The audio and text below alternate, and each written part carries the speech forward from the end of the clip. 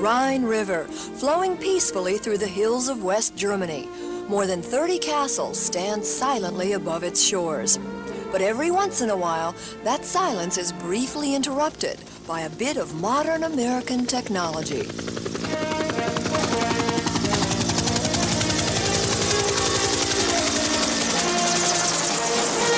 American Armed Services personnel in and around Frankfurt number well over 50,000.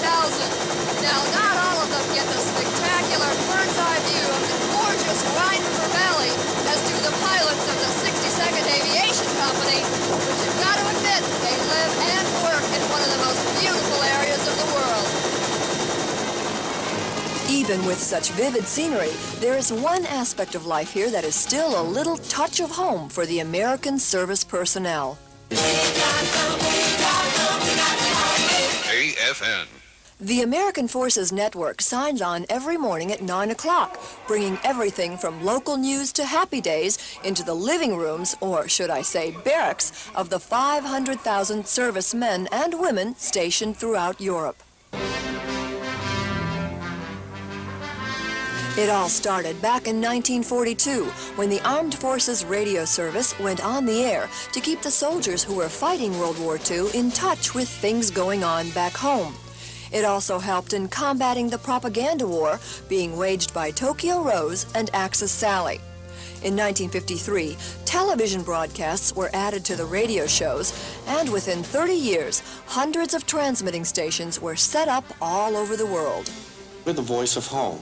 We bring the entertainment, the news, the information. It's essential. This is Lieutenant Colonel Charles Crescione, the commander of AFN Europe. The American Forces Network is the single most important service that affects the morale of our audience. Most of the service people we talk to would certainly agree with that.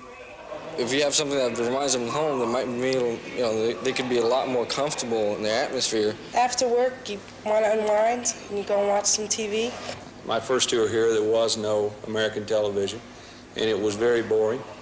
I think that soldiers in those days got in more trouble than soldiers do now. I think it helps the soldier to be more disciplined because it does give them a part of home. I enjoy it. Most of the programming that runs on the AFN channel is supplied by the 3 major American television networks. So, in effect, they're getting the best of our 3 channels all on one station. And it seems like no matter where they play, the favorites are still the favorites. I like Dallas. I like to watch MASH. The show Fame. 60 Minutes, and give me a break, And some of the things they want more of may surprise you. Also, I wish they would have more up-to-date versions of Phil Donahue. Better cartoons. I know a lot of people love cartoons because they make you laugh. And sometimes we get thinking home and get homesick and we want to laugh, so cartoons help a lot. Besides the programs supplied by American television networks, AFN also produces its own daily local shows. It's done right here at Broadcast Headquarters and Studio Operations Center in Frankfurt. And talk about ratings. An average United States news program may get a 15 rating. Over here, the nightly newscast is viewed by a whopping 70% of the personnel. Their newscast is put together in much the same way as local television stations in America assemble their shows. 3 camera teams are on call to cover anything from German politics to medical stories. On the day we accompanied their crews, one was sent to the Frankfurt Opera House to tape a Broadway extravaganza. It's a hell of a town! It was an I Love New York campaign to entice the service folks to visit the Big Apple on their way home.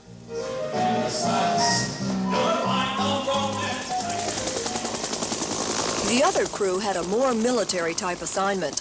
They were putting together a series on the people who keep the Army's helicopters flying. Check the fuel with that. Yeah, I can say something like it's not Pepsi, but it's benzene. This is not an 8-to-5 job. It calls for 14, 16-hour days. But the job satisfaction is fantastic because they do have that opportunity to learn and to hone their talents, if you will. Another important function of AFN is to help the soldiers get used to the local traditions, customs, and language in these foreign cities. A program called Passport is produced once a month and deals with everything from sightseeing in Germany to how to make a local telephone call. But the biggest production each year is their coverage of the NATO war maneuvers, which occur every September. Virtually every AFN staff member is out in the field, producing daily reports on the progress of the blue and orange teams, practicing battle strategies all across Europe. One of the ways staff members keep up with the latest in television technology is by inviting guest lecturers from the States to give seminars. One recent instructor was Channel 4's PM Magazine executive producer, Oscar Welch. Well, can we pick a brand that, and just pretend like it's sitting right here? They bring in fresh ideas. It's like a shot in the arms for my young broadcasters. First of all, it shows that we care enough to be able to provide this continuing education so they can continue to grow. Lieutenant Colonel Crescione is very intent on constantly improving the look of AFN. It shows in the care he takes in critiquing his programs and the time he spends making the rounds of his different departments.